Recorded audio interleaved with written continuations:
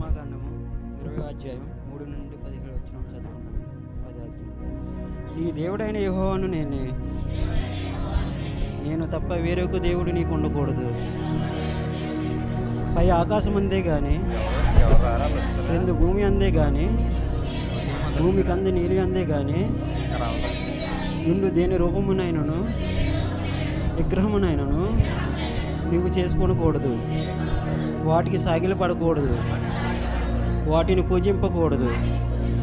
నీ దేవుడైన యెహోవా నామమును వ్యర్థముగా ఉచ్చరింపకూడదు.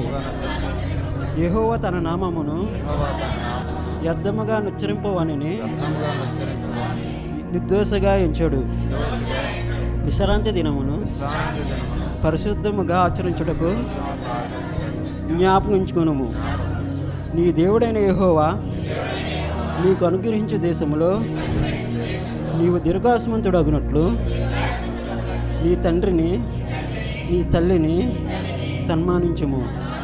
నరహత్య చేయకూడదు, విభేషింపకూడదు, దొంగిలించకూడదు, నీ పొరుగువాని మీద అబద్ధ సాక్ష్యం పలకకూడదు, నీ పొరుగువాని ఇల్లు ఆశింపకూడదు, నీ పొరుగువాని భార్యనైనను అతని దాసినైనను అతని దాసినైనను అతని ఎత్తునైనను అతని గాడిదనను నీ పొరుగువాని దగ్గర దేనినైనను ఆశింపకూడదని చెప్పును.